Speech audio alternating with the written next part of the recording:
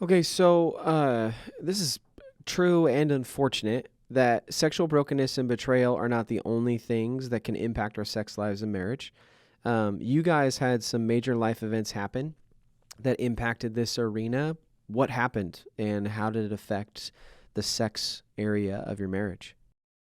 Okay, well, in 2018, I went for a routine mammogram, and that right in that same appointment was told to wait. Went for an ultrasound. Doctors talking over me, blah blah blah blah, and two biopsies later, found out I had breast cancer. So I opted for a lumpectomy, followed by radiation. My tumor happened to be very deep in my breast, which meant they had to go through a lot to get to it, which meant I have a lot of scarring and lost a lot of sensation in that particular breast. That same year, at the urging of my oncologist, I had my ovaries taken out to reduce estrogen levels. And that created instant surgical menopause, which I thought I had fully investigated what that would do to me, but I was Yeah. so unprepared for just Wow. the tremendous changes in my body that would happen. It was a really hard transition.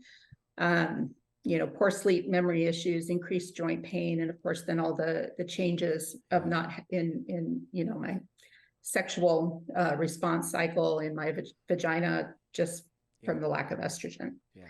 And so, intercourse became much more challenging and often painful. And then, they throw on the anti-estrogen treatments for women who have had breast cancer, which for me just exacerbated everything. Um, and then on top of that, in late 2021, I noticed some spotting, which was not normal because obviously I wasn't having menstrual cycles anymore.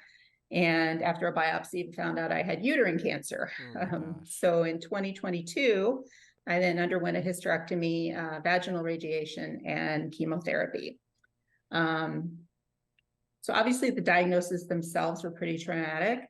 The associated treatments really affected me, especially in the area of, well, I wouldn't say especially, but including in the area of my sexual health. Menopause and radiation caused vaginal atrophy and scarring. The loss of my hormones with the ovary removal affected my desire. Mm. And I tell you, I had no idea how much my estrogen contributed to my physical enjoyment of sex. The little tinglies that I used to get, gone. Mm. And that was really hard. I really had to grieve that Wow. because all of a sudden it's kind of like if you're a person who likes to be tickled and you're being tickled and you enjoy it and you're laughing, it's like more and more and more to being tickled and really not wanting to be. Yeah. And so, I really had to relearn what is pleasure for me, what is pleasurable touch to me, because what worked before Yeah. and what felt good before now was not fun a lot of the times, and did not really contribute to any sort of sexual excitement. Um, yeah, so that made it kind of hard to even want to show up, and add on the depression of that. I lost my hair, which self-image issues, don't feel Yeah. very pretty Yeah. bald. And so, couple all that together, and I really, I got pretty depressed, which then also, doesn't help in the bedroom side in either. And one point in the middle of all this, I sent a desperate email to Dr. Ted, and Nicole and I were having a conversation around our sexual frequency, and she threw out that she was fine if she never had sex again.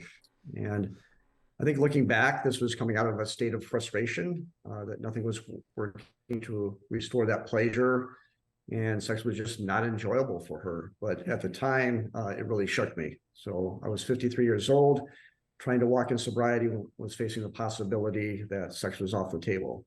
And Ted, in his wisdom that he always throws out, he said he didn't think this was God's plan for us and to stick with it. And so I took a long walk, and I realized the problem was really with my attitude. So it always comes back to what's going on with me. It was my attitude and the importance that I had assigned to sexual intercourse. And I had to make the decision that the relationship was more important than the sex. And obviously we didn't stay stuck in this, because we wouldn't be on this podcast if we had. But I think that releasing this to God and was a turning point in our intimacy. That really, when I surrendered sex as my idol, even within marriage, it can become an idol.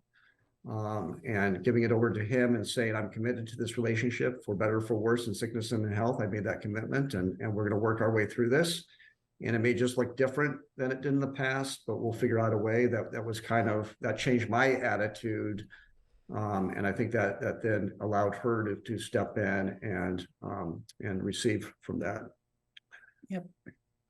Gosh. And I actually, as I navigated the changes in my body, I pestered the heck out of my physicians, both my primary care and my oncologist. Got referrals to all sorts of people. I saw a social worker who also had some sex therapy training. I had a nurse practitioner who also helped with sexual issues post-cancer. I asked about every possible thing there was that might help. And, something didn't work. I just kept asking. I looked for books, devoured books on the subject. Some of the more helpful ones for me included Come As You Are by Emily Nagoski, Love Worth Making by Stephen Snyder, Better Sex Through Mindfulness by Dr. Lori Brotto. And we'd already mentioned The Good Guy's Guide to Great Sex. There's also a Good Girl's Guide to Great Sex by Sheila and Keith Gregoire. They were really helpful in kind of unpacking some of this and giving me tools to be able to work through some of the issues I had. And I'll get into that more in a little bit.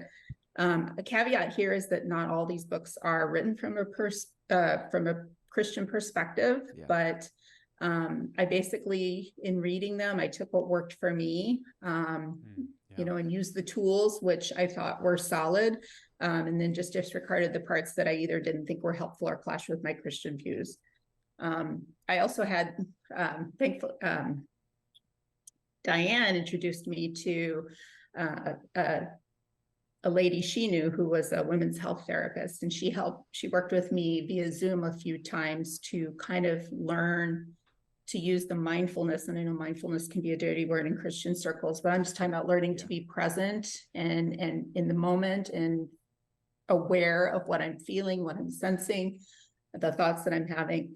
And so she helped me with that, and pelvic breathing, which helped me to learn to relax, which helped with some of the pain that I had in the course. Well, thank you so much, Nicole, for your transparency and vulnerability of sharing that journey. And I mean, man, you summarized 5 years, in 5 minutes that for us, I think encapsulated just such tremendous pain and struggle and a journey for you guys, and how beautiful that we get to enter into that with you. And, I think the two sides here of Brent, your willingness to see the relationship is worth more than sex.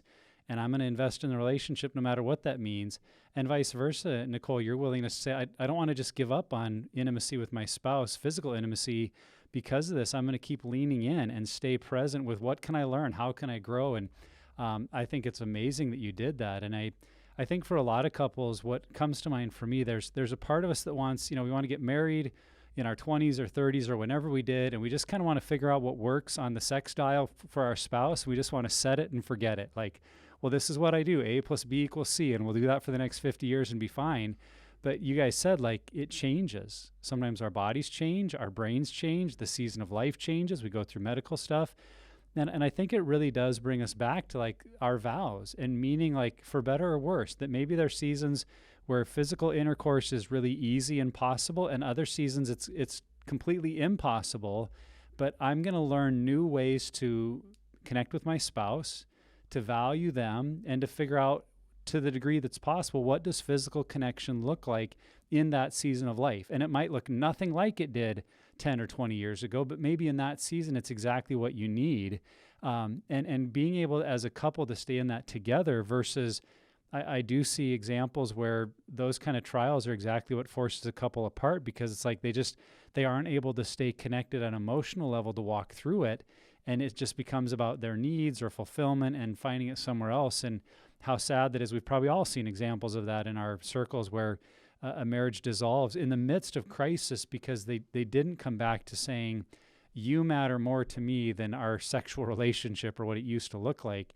And we're going to walk through this together because we don't know what the future will look like. And things may return to a more normal place, or this might become our new normal. And whatever it is, we're in it together. And I just love the way that you guys kind of in story form shared, we meant our vows and we're going to do what we can by God's grace to honor them through thick and thin. And so that was pretty cool to hear.